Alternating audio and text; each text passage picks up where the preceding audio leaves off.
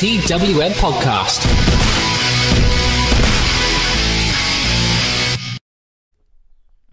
Gatoh Move Experience time! We're on number 10 on FITE TV. If you want to check these out, they're all available on FITE TV every week on a Wednesday. They come at like 2 AM on a Wednesday, but I'll watch them later on. Or watch them live. I ain't your dad.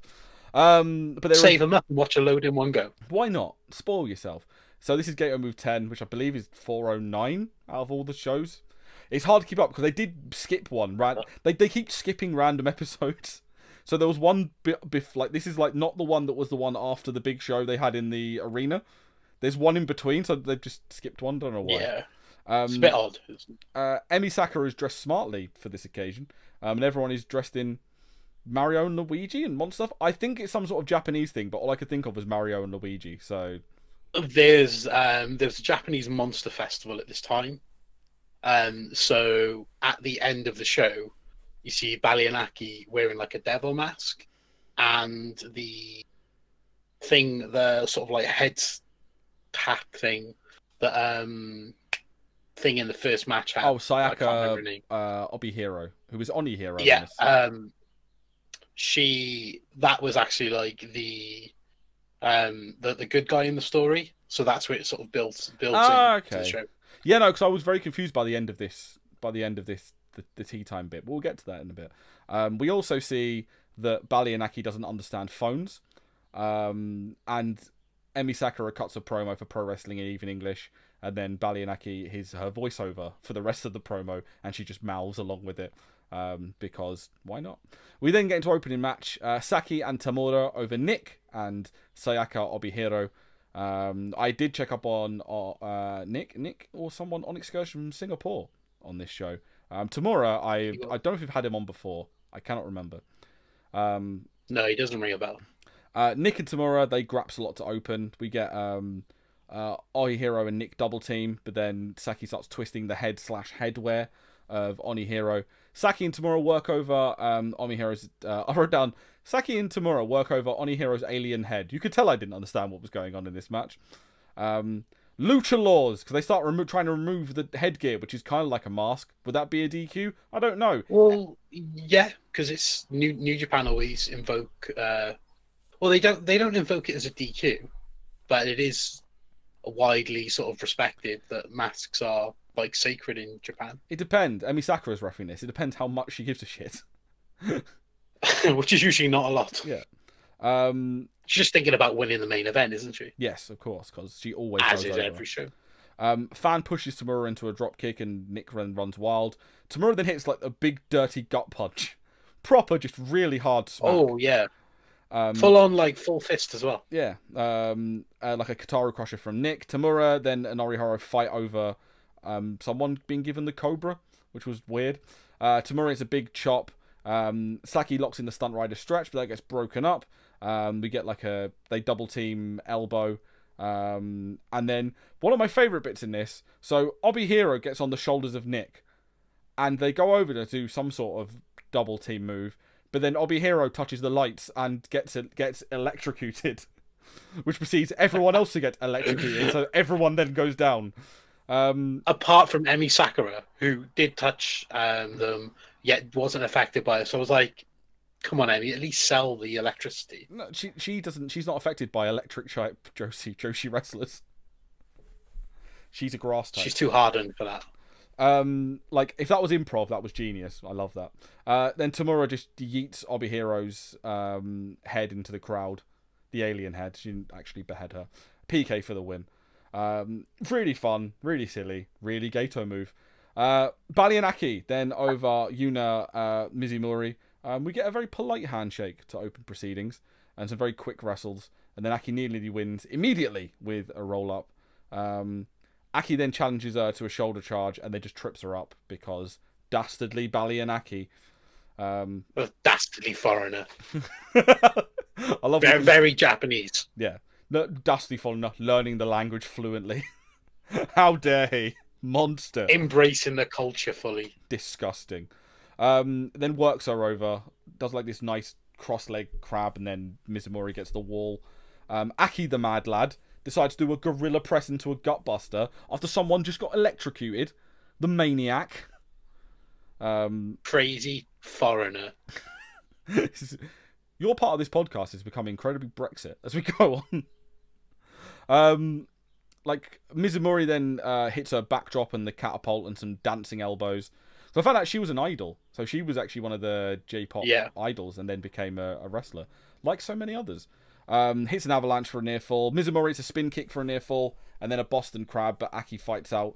We get the Mizumori Alabama slam into a wall, but then gets caught on the splash and slammed. Slammed again. Mizumori won't stay down. And then we get a Rana, a slam, and a splash gets knees. Mizumori does a mad, like, matrix up the wall crossbody thing for a near fall, but then misses a wall run splash. Aki hits a drop kick and hits his big splash for the win. Again, a lot of fun. Yes. The nod means yes, which won't work on the audio version of this podcast. It's a good thing you're not doing the sign language for this portion. Who needs audio? People that are... I'm just going to be like, people who are blind, Mike. Don't be awful. Emi Sakura and Mitsuru Kono over Cherry and Mei Suruga. My highlight of this, as I just sort myself and sit down properly, is everyone is reluctant to shake hands with Emi Sakura because no one trusts her, and she just gets very angry / sad. Would you shake hands with your boss, really? Or you'd do it reluctantly, wouldn't you?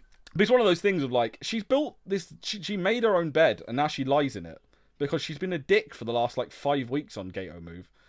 And now no one wants to shake her hand, true. And now she's upset. So, you've only got yourself to blame, Emi Sakura. So then Mei and Cherry attack her and beat her while making her dance. I love they beat her up while making her dance, which is like the ultimate sign of disrespect. Imagine getting beaten up and being forced to do the Macarena while you were getting punched in the ribs. It'd be a creative way to... God, imagine trying to explain that to, like, the police. Yeah, you're getting beaten up by someone. And, like, they punched me in the stomach while I was doing, like, the hip shaking bit. What did they do? They took my phone, and then they made me step in, and then step out, and then in, and then out again, and then in again, and then I shook it all about, and then they ran off with my wallet. Man robbed through medium of dance. We then, Emi gets upset and rightfully batters them, and then lets Kono batter them, and we get a death lock on Cherry. Cherry, again, another really harsh rib shot on this show, just twats Kono right in the ribs, really hard, and then goes full New Jack with her weapon thing that I'm not sure what it is. It was floppy, it was made of plastic, I'm not saying any more. I don't think it was that. Weapon-assisted figure 4 by Cherry, but then Kono turns it over. Emi tags in and starts battering Cherry. Mei Segura comes in and the screaming happens. Oh, the screaming happens. And then it's just a lot of her moves. Like, she yeets Emi through a window and gets chopped for it. Mei powers out of a Boston Crab. The Boston Crab from Mei gets powered up by Sakura. Counter mutilation gets broken up. Mei then kicks her through a window again, but then Emi runs up and just goes, "No! Cabradora!" Then we get this mad submission from Kono, from Mitsuru Kono, which was like a trailer hitch, a Koji clutch, and a straitjacket choke, literally in one move. And that needs to be stolen by someone, because it was a really, really cool move. It was brutal. There was genuinely no escape from that, other than somebody just feeling sorry for you. We might have to send that to our person who was training to be a professional wrestler, who's been on the podcast, and be like, "Do this move." Good shout. Then Mei and Cherry do the battering round. There's loads of roll-ups, ahoy. Mei then gets slammed. Kono suplexes Cherry. Mei then gets slammed on top of her. And then we get a bridging suplex for a near fall. We then get a splash. And then, God damn you, Mitsuru Kono, how dare you win with the fucking overdrive? No one should win with the overdrive. It's the worst move ever. Disgusting. Cancelled. I watched what happened at T/Soup Time, and I don't regret it. I didn't watch all of it, but I did see what tea they had, and I really would like some of that tea. So if anybody's in Japan, send me it. Also, 1, Emi always goes over, and 2, she stole Mei Saruga's scrunchie, the bitch. How dare you, Emi Sakura? I know. What kind of tea was it? Watching that match, while I grab my phone, yeah, because I take pictures of it because it's easier. watching the past few weeks, I've genuinely sort of realised how fantastic of a talent Mei Saruga is. Oh, she's phenomenal. Like, She's she's just really phenomenal. She's like 21 years old and just incredible. She's like one of those ones that's going to be a big deal and will get snapped up sooner rather than later. Like a Riho, like a Hikaru Shida. Like one of those. But yes, what tea did they have? That's the key question on the nation, nay, the world's lips. Right, so it was a 3-set black tea series for influenza. There was Shuoat black tea. It's a ginger tea, but it also has tencha in it, which warms the body. And due to the tencha, it also helps with hay fever. Yes, because of the tencha, it also attacks the hay fever. So please have some, is what Obi-chan said. So that was nice to know. So basically, they drank Lemsip. Just sounded fantastic. They drank Lemsip tea. No, because Lemsip doesn't have ginger in it. But you know what I mean. You uncultured swine. Yeah, there was some kind of product placement. I believe it was for the tea, which is what you said. And then I'm pretty sure. No, it was for the magazine. Oh, okay. I didn't see that bit because I got excited because it seems like my girl's coming in. One of my favorite wrestlers on the planet right now. Hikaru Shida is on the next show, and I'm very excited by it. Did you go ahead and actually have a look, or are you going to leave it as a surprise? No, I did have a look. The next show, and Hikaru Shida. No, because they say it in this later on in the thing. They go Hikaru Shida's on the next show. So I'm hoping FITE TV, because I know you're friends of us. If you're watching, please make sure the next episode is the one with Hikaru Shida on. Because I've got a lot of time between now and whenever AEW send over my Hikaru Shida shirt. So just got to wait and see. Cherry was upset because she had to rearrange a lot of her life to get here, and she's not happy. She's fed up with May's shit because May was talking about bringing in her tag team partner Shida instead. So May's like, well, fuck you, guy. Awkward. Emmy then basically threatened Samura to sell out all the tickets for the next show because it's in their hometown. They then dress Tamara up as a monster, throw beans at him, and then sing him happy birthday. And if that doesn't sum up Gatoh Move in a nutshell, I don't know what does. I would like that to be how I get treated on my next birthday. That can be arranged. What kind of beans would you like? Baked? Runner.